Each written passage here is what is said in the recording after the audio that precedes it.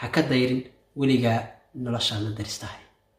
dumarka waanu aragnay automatic bay ilmihii uga shaqaynayaan, musqushii usoo dhaqayaan, guriga u hagaajinayaan, sariirtii u godlayaan, cuntadii u karinayaan, automatic bay wax walba u samaynayaan, ayagoo diyaarsan ku keenayaan. haddii aadan waa mahadsan tahay oran, waxay noqonaysaa inaysan qiimo kugu fadhiyin. galmadu waa very important. ragga qaar waxaa jira xataa dumarka ka carara ayagii oo aan qancin gabadhii. run ahaantii ragga iyo dumarka Soomaaliyeed waxay isula dhaqmaan sidii dad cadow ah oo kale markay guryaha wada joogaan. السلام عليكم ورحمة الله وبركاته. فضل سودو صاحب هدي أد نقول عصبت برنامج كنا سبسكرايب قريه هدي أد هرنا ولا شفتنا برنامج كنا لايك يشارك كومنت كنا واحد كل بتاع معلومات أد كده حلي دوندي برنامج كده كل وذاقي وما صنت برنامج كمان تنكهل لنا وحنا نقول دونا إسفان كويس وان هو بعد أنتي نبضن إن أد وهل دونتان فضلا برنامج كان أديكوا على مسن هكابه سي أي نسولف عنه مهمة أن كلا نهاي barnaamijkan ka hadlayno waa maasanta. run ahaantii ragga iyo dumarka Soomaaliyeed waxay isula dhaqmaan sidii dad cadow ah oo kale markay guryaha wada joogaan. waa la ishiifaya, waa la isdagaalaya, waa la isku kacsan yahay, hadallada adag baa la isku tuuraya, ilmihii waxa weeye hadallo fiican ma maqlayaan, ilmaha dhagahooda waxaa kusoo dhacaya waxyaal aad u xun. taasi waxay keentaa cawaaqib xumo tiro badan. si aanu marka taa uga hortagno qodobadan soo socda ayaynu ku difaaci doonaa reer kasta oo Soomaaliyeedna waxaan rajaynayaa inuu dhisnaan doono sidaas ka wanaagsan oo u sii wanaagsanaan doono oo u sii qurux badnaan doono oo u sii balaari doono oo jacaylku sareyn doono oo horta aan isla fahanna waa maxay guurku. qodobka waad guurku waa wax Ilaahay jireeyay oo aad iyo aad muhiim u ah, waana tiir ka mid ah tiirarka Islaamka oo aad dhamaystirtay. haddii aad guursatid waa inaad guurkaaga ku raaxaysataa. haddii aadan guurkaaga ku raaxaysan karin way adkaanaysaa noloshaaduna inay raaxaysato. guurku waa naxariis jacayl iyo meesh u dambeysay ee guusha nolosha.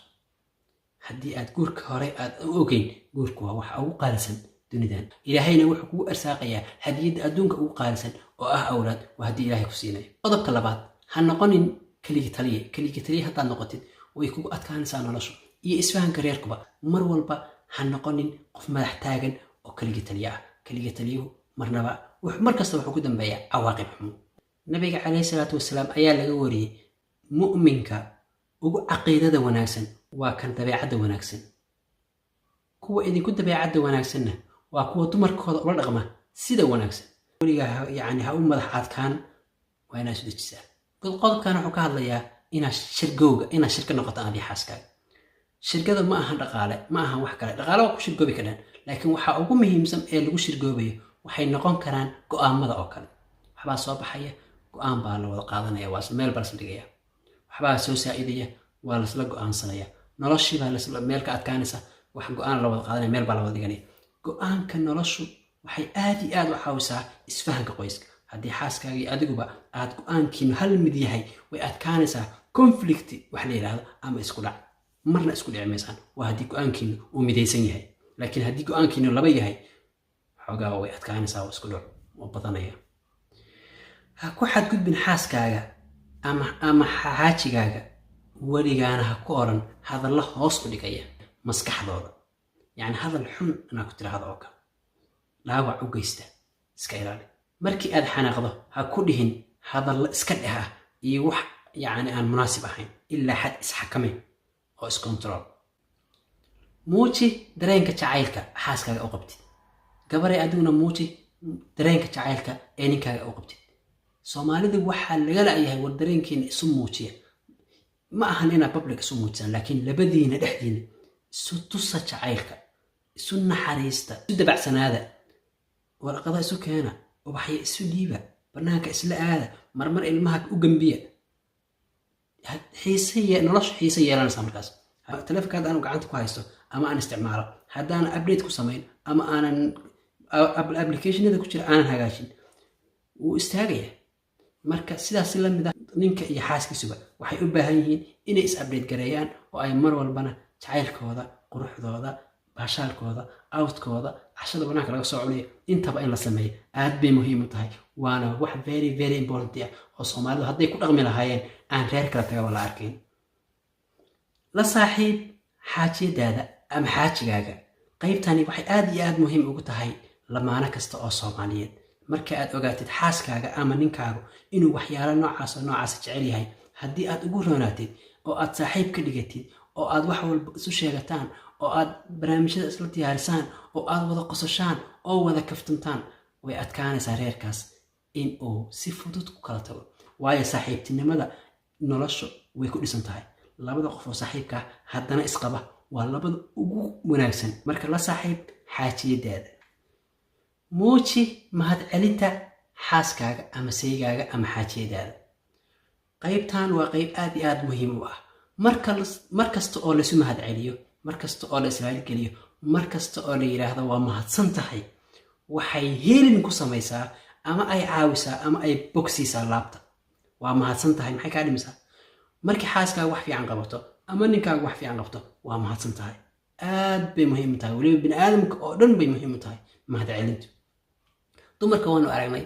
automatic bay mataqaanaa uga shaqaynayaan musqushi usoo dhaqayaan guriga u hagaajinayaan sariirtii u godlayaan cuntadii u karinayaan automatic bay wax walba u samaynayaan ayagoo diyaarsana ku keenayaan haddii aadan waa mahadsan tahay oran waxay noqonaysaa inaysan qiimo kugu fadhiyin marka mar walba oo aad xaaskaaga mahadcelin siisid ayaduna way ka sii laba jibaarta dadaalkeeda oo waxay isu arkaysaa qof muhiim u ah reerka marka weliga inta aad nooshahay xaaskaaga u mahadceli adiguna gabaray ninkaaga u mahadceli xataa haddii wax yar xaafadda ka qabto ama uu kugu caawiyo waxaad tidhahda xaaji waa mahadsan tahay aaday muhiim u tahay mahadcelintu la shaqee xaaskaaga mar walba oo ay xaafadda joogto jikada la gal la hagaaji la dhaq la farsamee aad iyo aad bay muhiim u tahay ragga qaarkiis waxay soo arkaan amiirka xaafadda oo waxay ku leeyihiin ma annagaa shaqada qaban karta si annagu shaqo u qabana ayadaaba joogtee ma ahan saas waa inaad ilaa xad xaaskaaga xataa shaqada guriga ka caawisaa ilmaha qayb ka haysaa marmar ayada tidhahdaa iska nasa xaajiyo banaanka ka soo laabo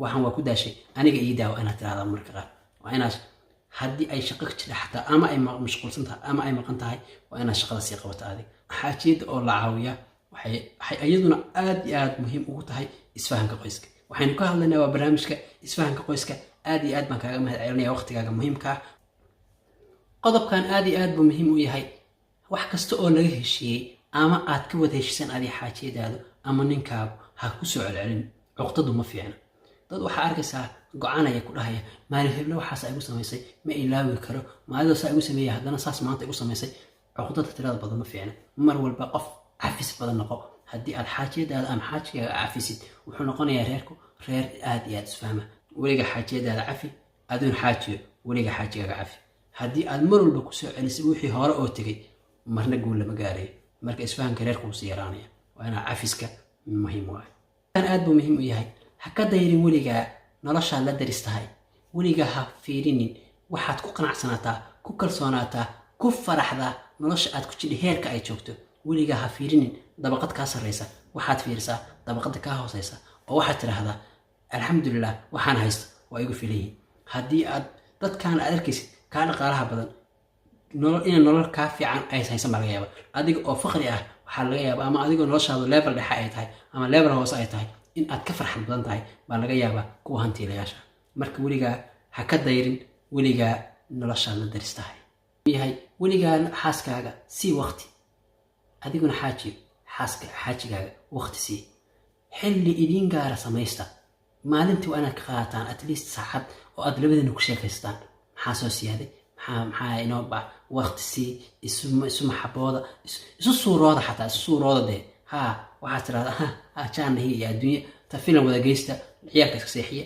labadiina keliya hoos guriga ka xirta wada sheekaysta maxaa inoo siyaada maxaa inoo naaqusay maxaa inoo beri qaban doonaa maxaa inoo yaal aad iyo aad bay muhiim u tahay marka weligaa waqti inaa issiisaan aad bay muhiim u tahay weligaa qiro qaladkaaga haddii aad qaladka gasho xaajiyadaada ama xaajigaaga waxaad tidhaahdaa waan khaldamay waxaas waan ku khaldamay iga raalino aad bay muhiim u tahay qaladkaaga qirashada waa qayb ka mid a kartida geesinimada laguu sheegaya ka mid tahay dadnimaday ka mid tahay ina qaladkaaga qarid weligaa waxaad tidhaahdaa qaladkaas anigu ka dhacay iga raali noqo waana kaa raaligelinayaa qofkiina wuu kuu laaba qaboobaya reerkuna wuxuu noqonayaa reer isfahma oo caafimaad qaba qodobkani aad iyo aad buu muhiim u yahay galmadu waa wax aad iyo aad u muhiima waana waxa ilaahay jideeyey rag waxaa jira xaasaskooda ka maqan xilli tiro badan ayada oo sariirta ku sugaysa waxaa laga yaabaa asagoo daalan oo xilli dambe soo dhacay inuu meeshii qabqab iyo qarraac la galo oo noloshiiba ayadoo gabadhii oo aan hurda ama ciyaalkii oo hurda ka dhex dhaco ayadiina ay mataqaanaa halkaas ku niyad jabto mararka qaar xataa waxaa dhacda xaaskii oo u baahan inay ka seexato. galmadu waa very important. ragga qaar waxaa jira xataa dumarka ka carara ayagii oo aan qancin gabadhii tudantiisa dhammaysto uu ka tago, laakiin xaajiyadii aysan weli qanacsanayn. haddii markaa taasi ay jidho badanaa way keentaa isku dhaca faamilka iyo conflictiga wuu imaadaa haddii aysan sariirta lagu farxin ama aan lagu qoslin. haddii nolosha intii kale la isku fahmi maayo. marka waa inaad ayadana ku dadaashaa xaaskaaga waraysataa, hadday qanacsan tahay ogaataa. waa inaad sii faahfaahin maaye idinku waa fahmaysaan, laakiin waa qodob muhiim ah. isku day in aad si fiican dhan walba aad iskaga fahantaan. dhan walba markaa iska fahantaan, isfahanka qoyskuna wuu sii fiicnaanaya. qodobkan aad buu muhiim u yahay. ilaali sirta qoyskaaga. qoyskaagu waa ku muhiim. xataa haddaa kala tagtaan xaajiyadaada ama xaajigaaga, sirtiisa ha faafin.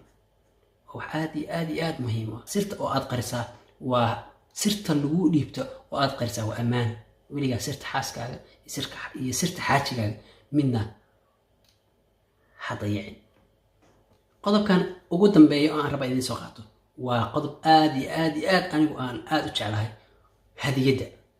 hadiyadda surprise wax la yiraahdo.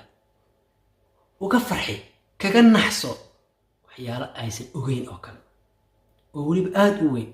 xaaskaaga haddii aad u keentid xabad nacnaca, xabad xanjo ah, qiime ugu fadhida.